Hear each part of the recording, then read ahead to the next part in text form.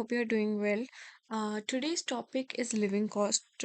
अगर बहुत सारे स्टूडेंट्स का कंसर्न था, डाउट्स था कि लिविंग कॉस्ट क्या रहता है, सारी कंट्रीज़ के अकॉर्डिंग एवरेज हमें एक बारी आइडिया मिल जाए कि कितना कितना कॉस्ट हमारा रहता है, कितना स्पेंड रहता है, किस में ज़्यादा लिविंग कॉस्ट रहता है और किस में कम रहता है। तो आज का टॉपिक हमारा यही है, लिविंग कॉस्ट हम लोग डिस्कस करेंगे कि एवरेज क्या रहता है, उन स्टूडेंट्स को क्या क्या चीज़ें लिविंग कॉस्ट में शो करनी पड़ती है। देखो, अगर मैं एग्जांपल दूं आपको एक आइडिया के अकॉर्डिंग, लिविंग एक्सपेंस में बहुत सारी चीज़ें आ जाती हैं। जैसे कि आपके अकोमोडेशन आ जाएगा, आपका होटल्स का आ जाएगा, क्योंकि स्टार्टिंग में जब आप आते हैं अगर आपके पास अकोमोडेशन नहीं होगा, देन आप होटल्स वगैरह में लेते हैं, देन आप अपना परमानेंट अकोमोडेशन लेते हैं। अकोमोडेशन में भी बहुत सारी चीज़ें हैं, जैसे कि आप यहाँ पे डुओ वगैरह ले सकते हैं। वो स्टूडेंट्स जो जिस भी यूनिवर्सिटी में आप पढ़ने आएंगे, यूनिवर्सिटी का ही डुओ होता है, मतलब यूनिवर्सिटी के हॉस्टल्स काइंड ऑफ होते हैं। हॉस्टल्स में भी काफ़ी टाइप के हॉस्टल्स होते हैं, जैसे वन रूम का है, टू टू बेड वाला होता है, शेयरिंग वाला होता है, काफ़ी ऑप्शंस हैं। ये आपका आ गया डुओ में। अगर आप डुओ ना लेके अगर आप कहीं बाहर लेने जाते हैं, तो वो अकोमोडेशन आपका जो है वो डिफरेंट चार्ज आपका होता है। वो डिपेंड करता है आपकी कौन सी यूनिवर्सिटी है, कौन सी लोकेलिटी है। माय सजेशन इज़ दैट कि आप यूनिवर्सिटी का ही रिकमेंडेड हॉस्टल्स लें, बिकॉज उसमें काफ़ी बेनिफिट्स होते हैं। यूनिवर्सिटी का जो आप हॉस्टल्स लेते हैं, उसमें उनके अलाउंस कुछ रिफंड भी आते हैं स्टूडेंट्स के लिए। एंड प्राइस अगर आपका बाहर, एग्जांपल देती हूँ, अगर बाहर आपका 1000 यूरो है, तो यूनिवर्सिटी का जो हॉस्टल्स होता है उसमें आपका 350 to 300 यूरो का आपका जो है वो एक्सपेंस आपको आता है।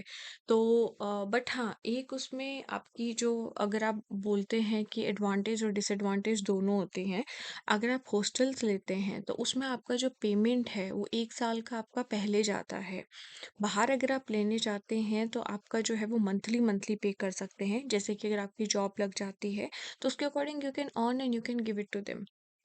ये आपका एडवांटेज और डिसएडवांटेज है, but rest depend upon you, आप कौन सी लोकेलिटी में है, कैसे आपकी आपके पास, इफ़ यू हैव मनी, अगर आपने, आपके पास मनी है या आपने आपने लोन लिया है, जिस पे अकॉर्डिंग आप लेते हैं, तो उसके अकॉर्डिंग आप अपनी जो है वो अकोमोडेशंस वगैरह में पे कर सकते हैं। काफ़ी चीज़ें आपकी उसके अंदर में आती हैं लिविंग कॉस्ट में। जैसे कि आपका यहाँ पे आ गया अकोमोडेशन, आ गया कॉस्ट, आपका हॉस्टल्स आ गया, फूड आ गया, ट्रैवल आ गया, स्टडी मटेरियल आ गया, क्लोथिंग आ गया, बहुत सारे एक्सपेंसेस आपके होते हैं। बट मैं आपको एक एवरेज आइडिया दे देती हूँ कि कौन कौन सी कंट्रीज़ में क्या क्या होता है। जैसे कि एग्जाम्पल देते हैं आप अपनी, कनाडा में आपका जो है वो एवरेज लिविंग एक्सपेंस लैक्स में बात करूँ, 6 या 6.5 लाख के अकॉर्डिंग आता है। इतनी आपकी कनाडा में जीआईसी की फीस भी आपको एडवांस में इसीलिए ली जाती है, ताकि अगर बाई चांस बच्चे की जॉब ना लगे या कुछ भी ना हो, तो एटलीस्ट उसके पास पैसे हों अपनी बाकी के अकोमोडेशन या आप अपने जो है वो बाकी के एक्सपेंस करने के लिए। जर्मनी में जैसे आपका जो है वो ब्लॉक अकाउंट है, इसी तरीके से आपके जो सेफ मनी आपके होते हैं, ट्राई कि अगर आप अपने जो है वो जीआईसी या ब्लॉक अकाउंट के पैसे ना यूज़ करें, तो बहुत सारे वहाँ पे हैं। बट अकोमोडेशंस की अगर मैं बात करूँ या फिर आपकी एक्सपेंस की, एक्सपेंस यूएस में सबसे ज़्यादा है। फिर आपका जो है वो कनाडा में है 6.5 लाख। यूके में आपका अप्रॉक्सीमेटली 6 लाख के आसपास मान सकते हो। ऑस्ट्रेलिया, न्यूजीलैंड, सिंगापुर, जर्मनी, ये आपके जो है वो ऑटोमेटिकली कम होते जाते हैं। अगर आप यूरोपियन कंट्रीज़ में जाते हैं, यूरोप की किसी भी कंट्री में जाएंगे, आपके बाकी जैसे कनाडा, यूएस या यूके से आपका जो है वो एक्सपेंस कम होता है।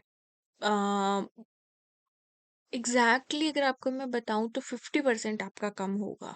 यूएस में अगर आप चाहेंगे, अगर आप ऐसा कंपेयर करेंगे कि कनाडा में आउटस्कर्ट्स एरिया का और यूरोप के मेन एरिया का, तो सेम होगा। बट कनाडा की अगर टॉप मेन प्रोविंस में अगर आप चाहेंगे, और आप जर्मनी के अगर आप, या फिर आप आयरलैंड या नेदरलैंड्स या स्वीडन या कोई भी अगर यूरोप की कंट्रीज में चाहेंगे, उसमें आपका एवरेज लिविंग एक्सपेंस जो है वो कम होता है यहाँ पे।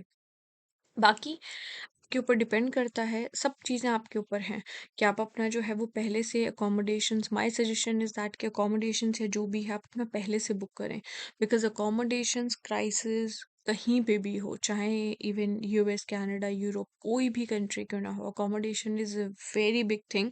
बिकॉज़ बहुत अकोमोडेशंस जो हैं वो 3-3 4-4 मंथ्स के एडवांस बुकिंग्स पे चलते हैं।